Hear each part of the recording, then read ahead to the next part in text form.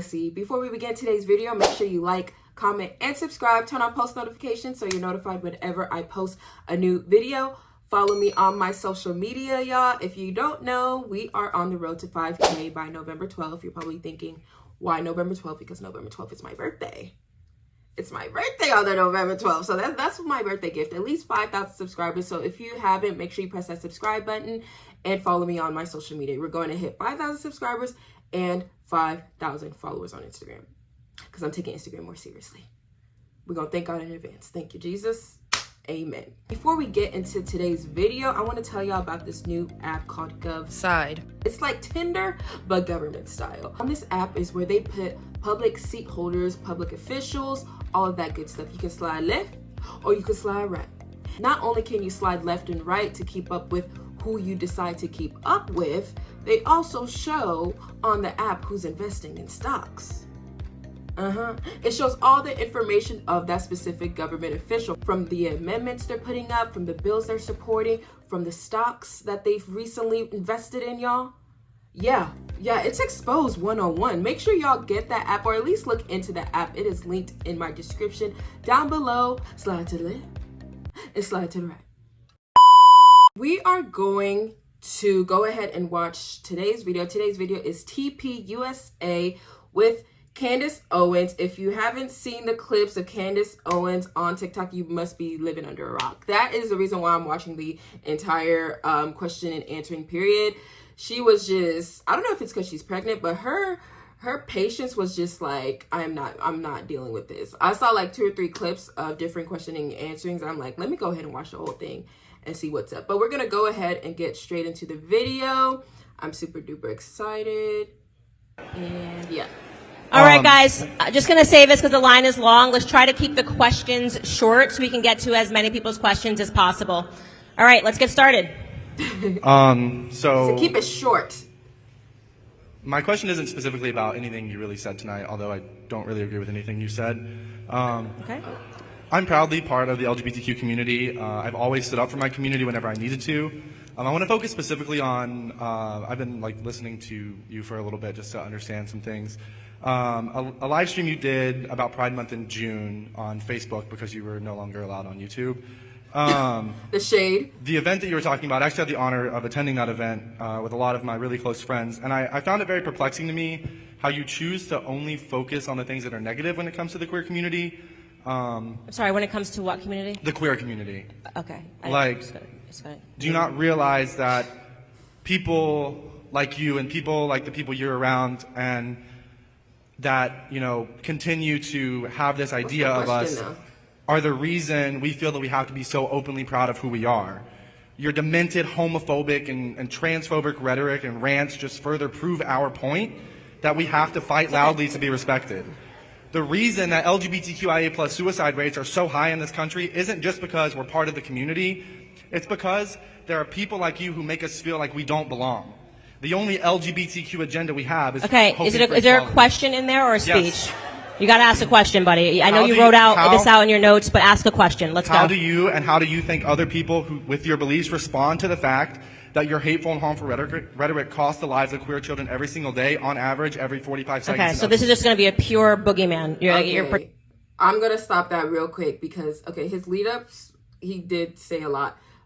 Props to him for standing up for the community and so forth, but that is not a fair question to say. I think that is a very dangerous, not only question, but narrative that a lot of people are putting out there, equating one's suicide rates towards putting it all on one person or putting it all on one person's beliefs. But I think it's deeper rooted issues than that. So I think that's a very dangerous narrative to put out there, to say the least. That someone committed suicide because of Candace Owens. You've got no facts here. You're just going, it's your rhetoric that's causing all of this. When in reality, you want to talk about the tea. I sat down with a man named Walt Heyer who was convinced to chop his penis off after your community told him that there was something wrong with him because he had confusion.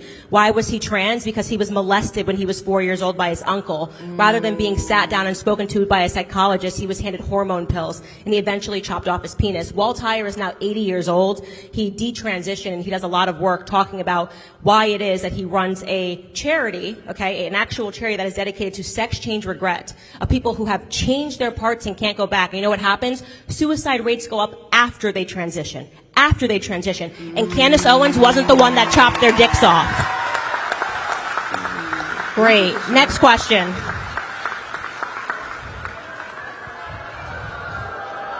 What does his shirt say?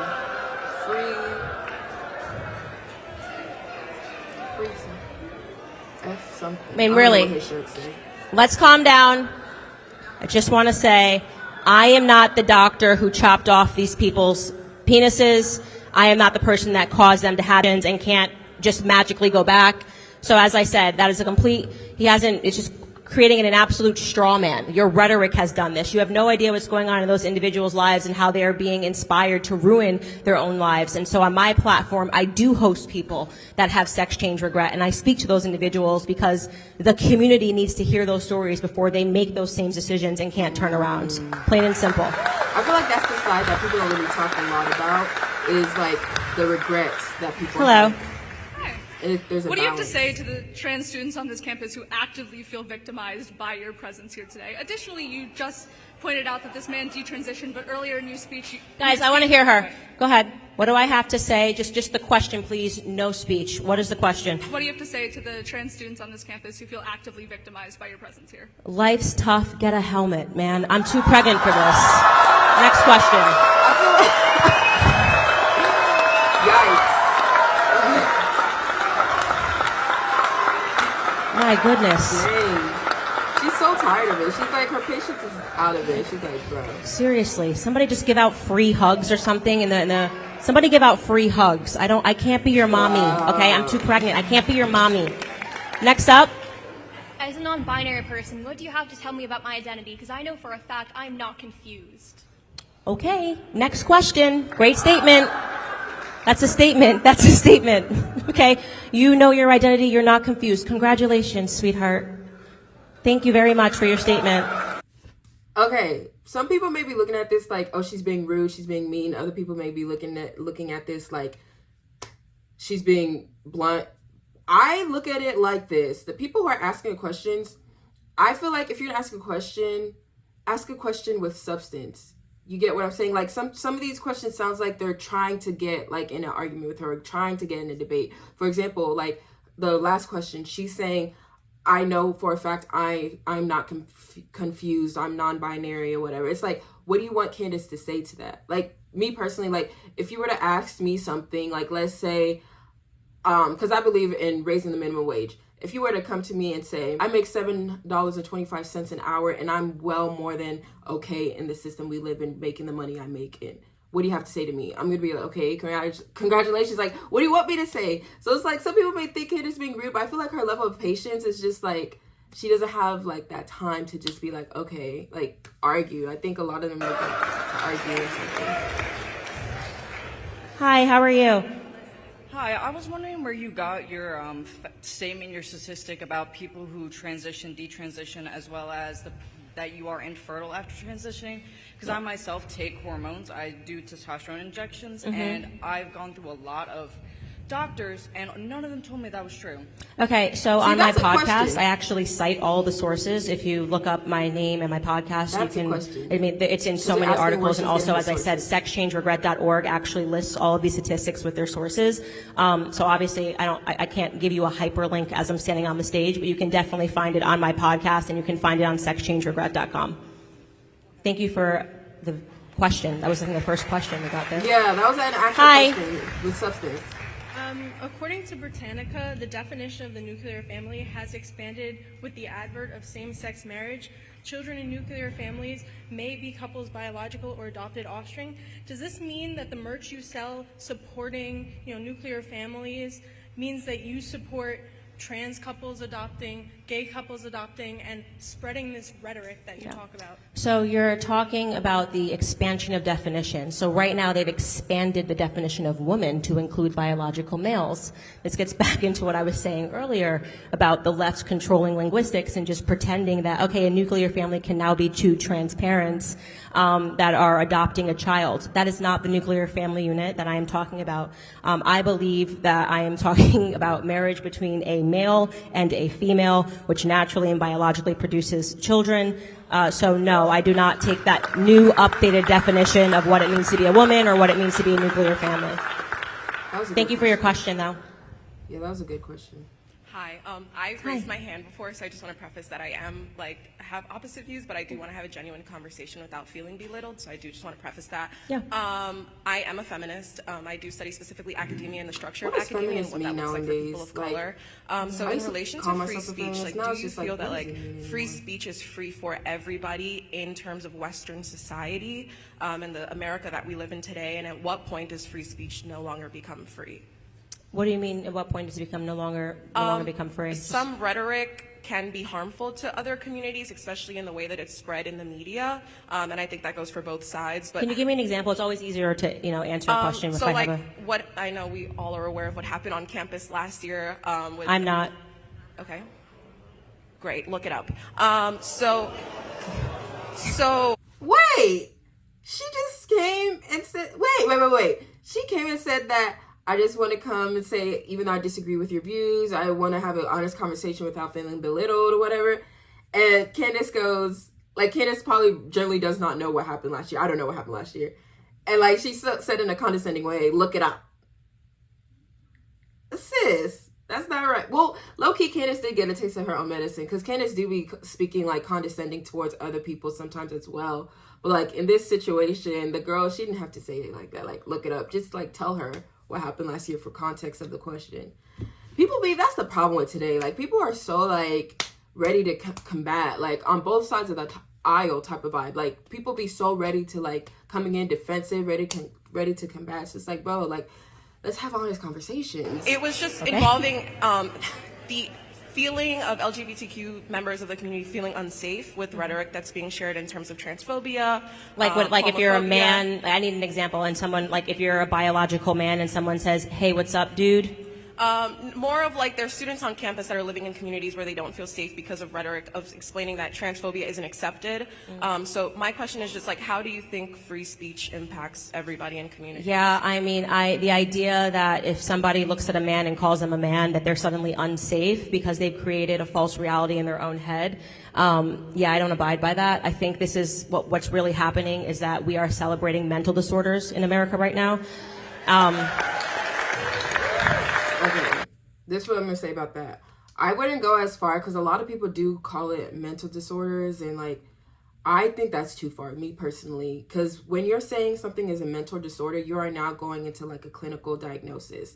That you have to have proof. You can't just say, oh, you have a mental disorder. I think that's a little bit of a stretch. Me personally, I think what's going on in the world right now is that we're under a spiritual attack. I think it's spiritual. I think it is it's a spiritual warfare right now. So a lot of things that are happening that we can't explain, I think we're looking at each other and we're looking at medication, we're looking at every and anything to fix those problems but God.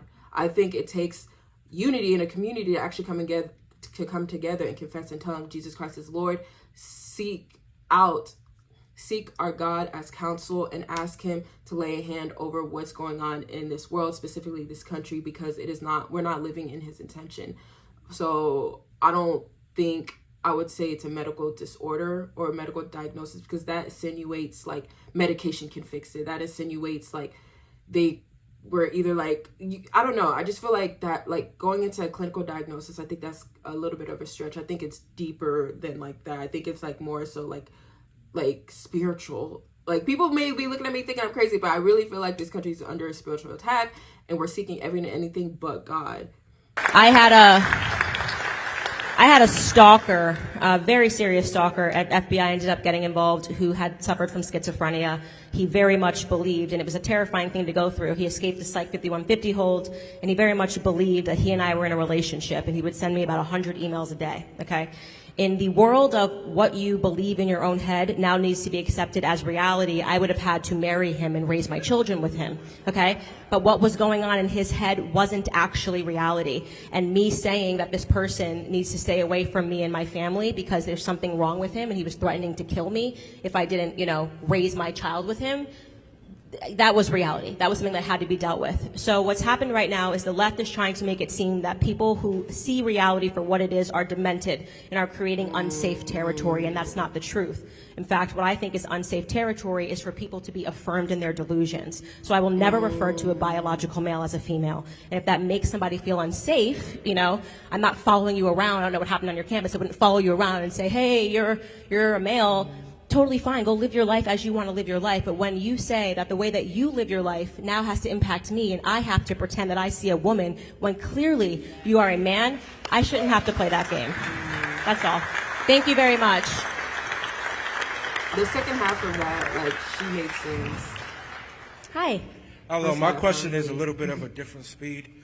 Earlier today you mentioned Patricia Cullors or somebody from the BLM movement, and you said that her only qualifying factors for speaking about different things and issues was because she was black. And during the White House hearing about white supremacy, you was on that, and a question was asked whether white supremacy is a threat or not.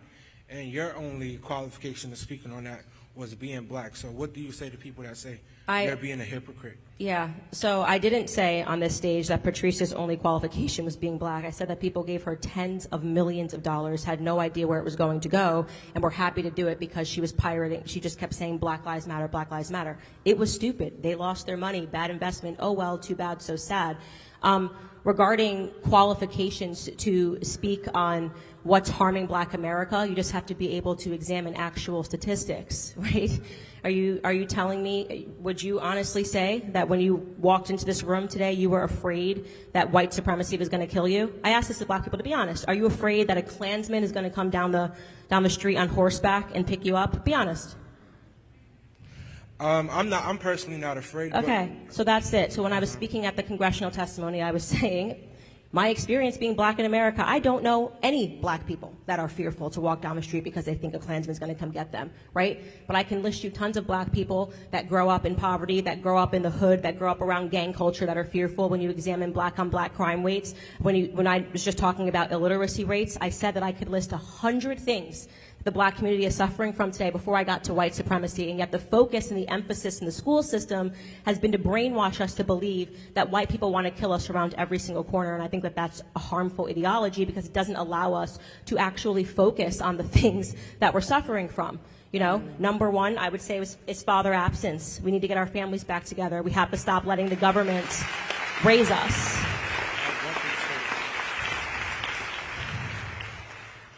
I do believe, I agree with some of the things you just said, but at the end of your point, you just mentioned a father absence and stuff like that. Yeah. And studies are actually shows that black men who are actually in their home participate with their children more than any other race. Yeah. So great. So what you just said is a fallacy then? No. I'm talking about when there's not a black father in the home, right? So every natural ill follows in the black community. So when you separate the black family, if you look at statistics between black families that are together and white families that are together, I like the how he's poverty so rate, respectful, though. I mean, they're both doing well. It's a 2-point difference between white and black families. When you remove and you break down the black family, it's unbelievable, right? It's a pathway to prison. It's a pathway to illiteracy. So I'm only talking about broken down black families. I'm not saying when the black family unit is together. That brings us back to the Winslows, Family Matters, and the greatest show that was ever on television. I do want to get to more people. Thank you so much for your question. Hey, how are you? All right, how are you doing? Good evening. I have an article pulled up on my phone from May 27, 2023, and its title reads, Charlie Kirk's TPUSA teamed up with a registered sex offender. And if you just allow me 1 second, okay. The TPUSA second annual Pastor Summit was partially funded by a known convicted pedophile, Sean Bergstrom.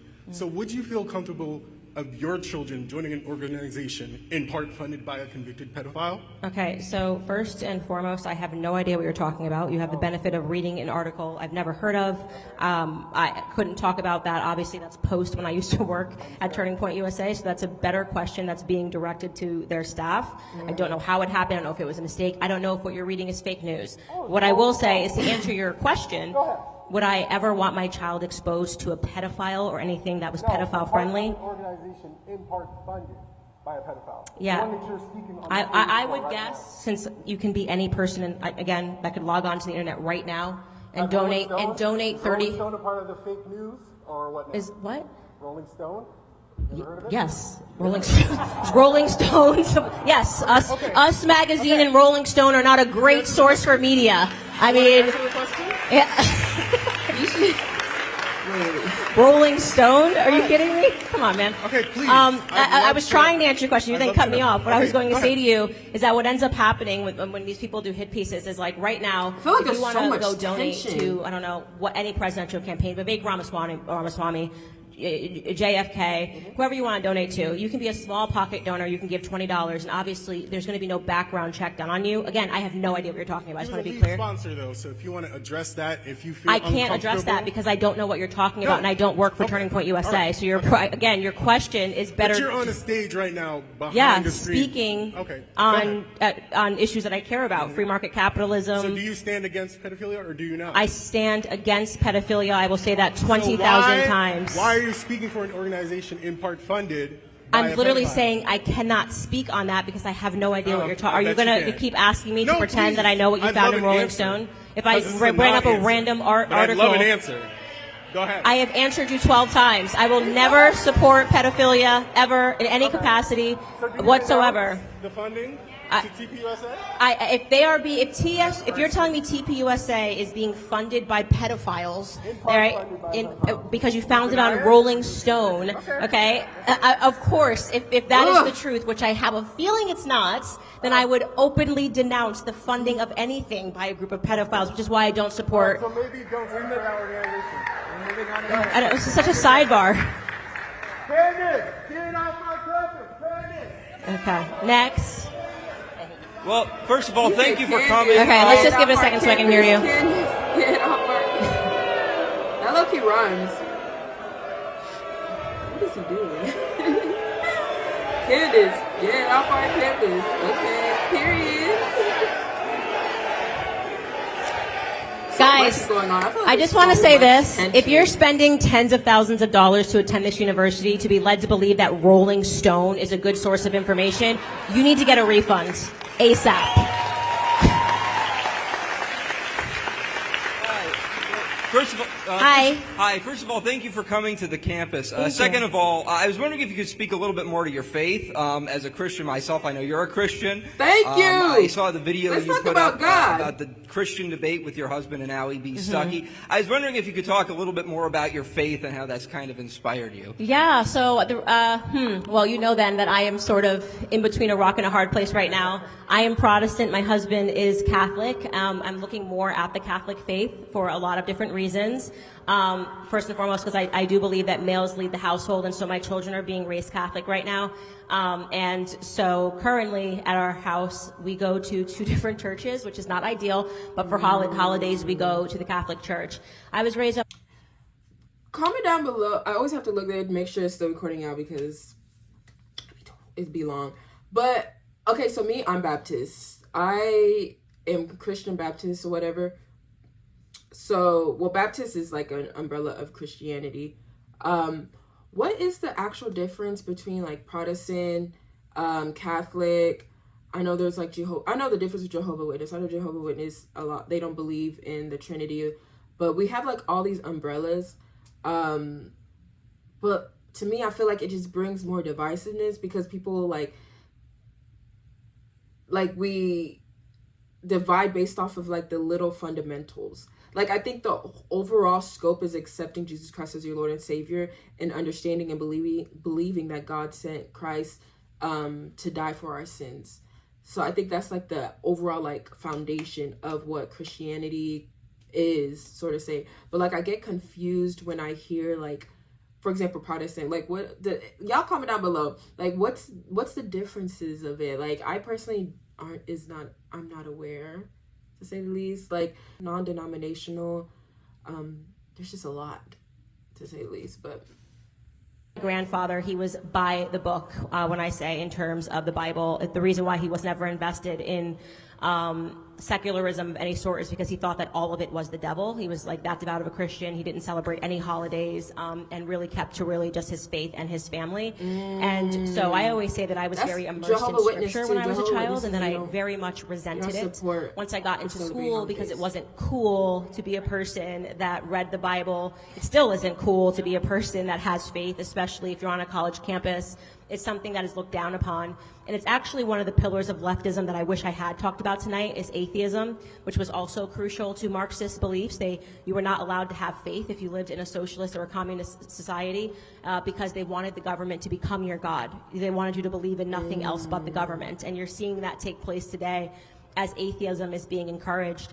And so as I began diving into politics and really seeing things that I believe are demonic, Satan is the author of lies and deception. I can think of no more cruel deception than to tell a boy that they're a girl, right, and to encourage them to mutilate their own bodies. So much of what I see today is satanic, and in essence, and it drew me back to my faith very quickly about 8 years ago, and just in helping to make sense of what's going on. The Bible is that resource. You are never going to learn more than when you read the Bible, when you really throw yourself into that. And so even though right now I'm in between and learning more about the Catholic faith, there is no question that everything that I have, everything that I am, is thanks to God putting me on this journey. Thank you so much. I love God. Even though I just love God. I love God. It's a pleasure to meet you. I've been wanting this for a while. So my name is Joshua. I am from Brentwood, New York. You guys should Google Joshua Chan, Brentwood, New York. Great person. I'm great. Anyway, so it's about health. I want to switch to healthcare. My favorite topic in the world. I love What's health. that? Healthcare. Healthcare. Okay. Great. Ms. Owens, I'd like to Disaster. begin by underscoring the importance of healthcare as a fundamental right. Many Americans, including working class white, black, Hispanic conservatives, believe that everyone should have access to quality healthcare without financial barriers. Additionally, as conservatives also prioritize fiscal responsibility, it's worth noting that the United States spends more money on healthcare than any developed nation, yet lags behind in health outcomes. It's a situation where it seems like we're paying too much and not getting enough in return. And this is the question now. Conservative healthcare policies have often emphasized individual choice and market-based solutions. However, it's been observed that private health insurance companies often prioritize profit margins over patient care and can lead to administrative inefficiencies. In contrast, universal healthcare systems, as seen in many developed countries, not only ensure that healthcare is a human right for all, but also achieve greater cost-effectiveness and efficiency. From a moral and fiscal standpoint, it's a compelling argument to eliminate the middleman, reduce administrative costs, and negotiate lower drug prices to make healthcare more accessible and affordable for all Americans. Lastly, no one in this room likes their health insurance company. No one. Essentially, especially when the health insurance companies deny care. People like their doctors. Okay, I get it. Last question. Sorry. How can conservative healthcare policies align with these moral principles of equity and compassion and ensure that everyone can access healthcare without financial hardship? Okay. We're gonna do two more questions after this, maybe. Okay, that's a long one. Two more, guys. I'm sorry, we're not gonna be able to get to all of you. So first and foremost, the healthcare system is now a disaster. I have an entire episode where I sat down with someone and discussed this. People wrongly believe that what's currently happening is our healthcare in America is an example of capitalism and the free markets. It absolutely is not. It is the exact opposite. The fact that you walk in to a clinic, you don't know what anything costs. You're essentially blindfolded. You go to the hospital and then you get a magical bill and they say, oh, that Tylenol that you had, we didn't tell you it cost $400 for one tablet, is just completely wrong. America is not an example of free markets and being able to actually choose. So that is the first problem, is that the bureaucracies, everything behind it just needs to completely die. If we actually had a free market solution to healthcare, and it's interesting because I'm married to someone that's from the UK, where yes, they do have government-sponsored healthcare via the NHS, but it's a disaster, and they're all able to pay privately, and they're able to compete and give people the lower price. It's phenomenal. So an example of that Charlie Kirk always gives is LASIK surgery. Back when LASIK surgery was being covered by insurance, it was astronomical, the price to get your eyes fixed. And then insurance said, we'll no longer cover it. We consider consider it to be cosmetic. And now you can get your eyes fixed with LASIK for like $3,000. So it went from being $25,000 per eye to $3,000 because they allowed competition. So when health insurance companies were actually removed from the equation, it then became a free market environment, and doctors were going, okay, I'll compete, and here's how much I'm willing to do it for. So all of that needs to be disrupted so that doctors can actually compete for our dollars. And I think the health insurance companies are an absolute scam, and I hope that it collapses in the near future. So I'm trying to get 2 more questions. I'm sorry. Okay. Yeah, I get it. But health, it's an important topic, so I'm glad you brought it up.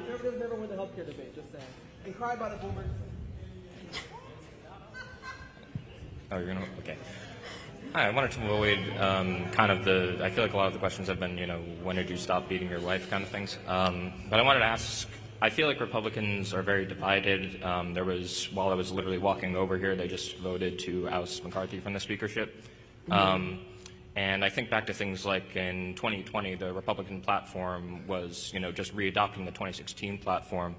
So I was wondering how you felt about McCarthy being ousted, and second, what might be like 3 really specific policies or things you would want to see if there's a new Republican president? New Republican president? Or Republican Congress just in general. So he didn't get ousted yet, right? Last I updated, he did.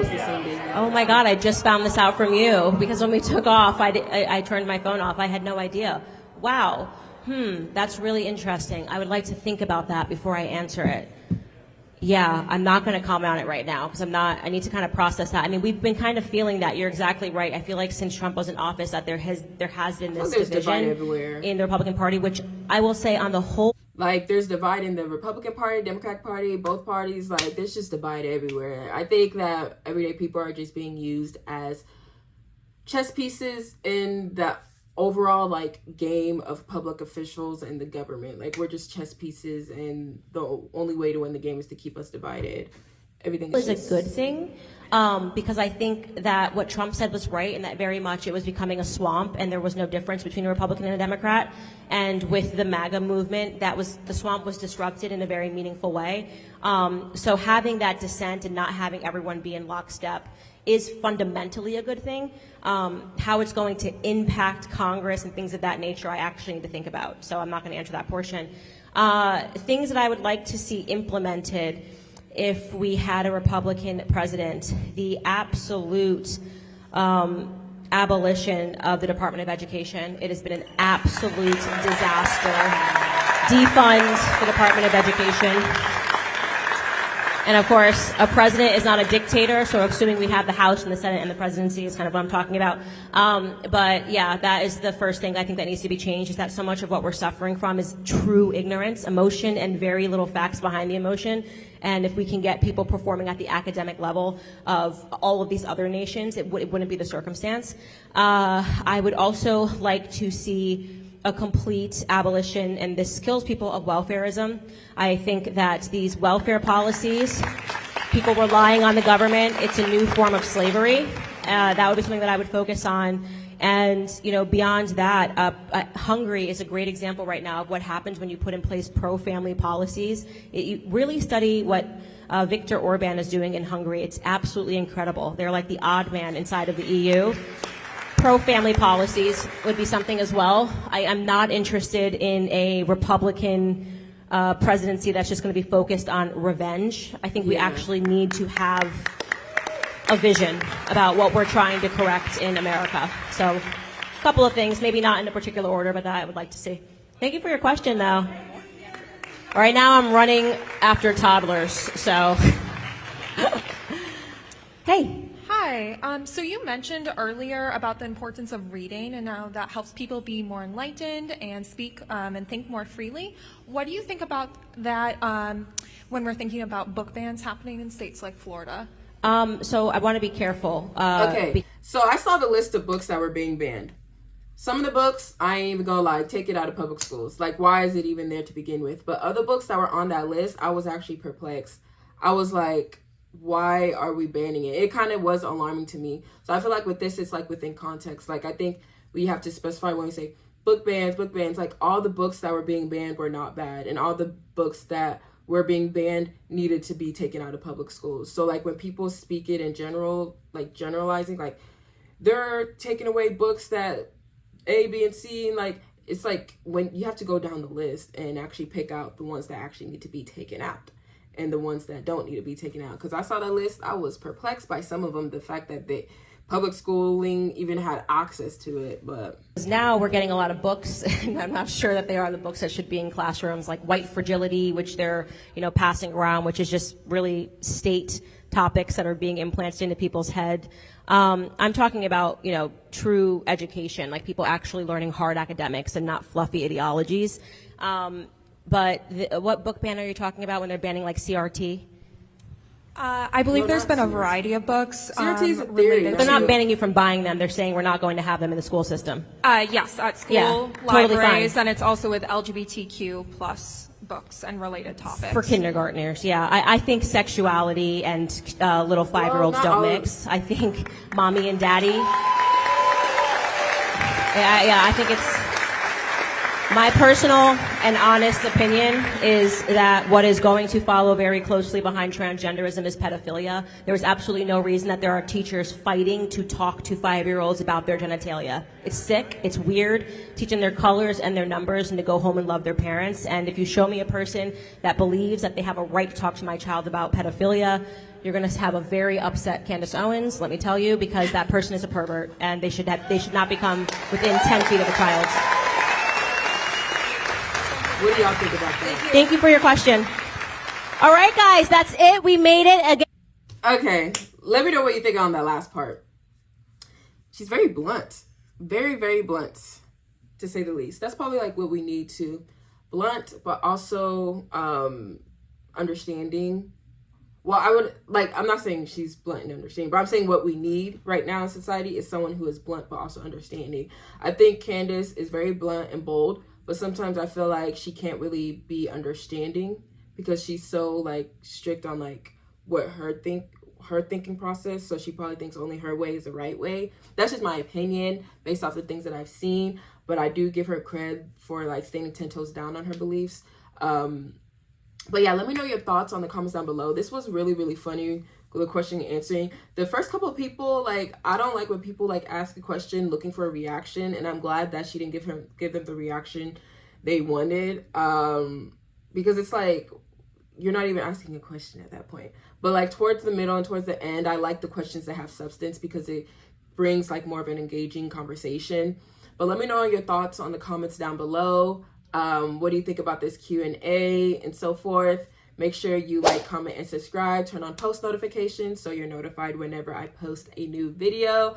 I love y'all all. Thank y'all all for the continuous support. # Road to 5K. Appreciate y'all. This is Udo at Connecting People with Policy. God bless y'all. Deuces.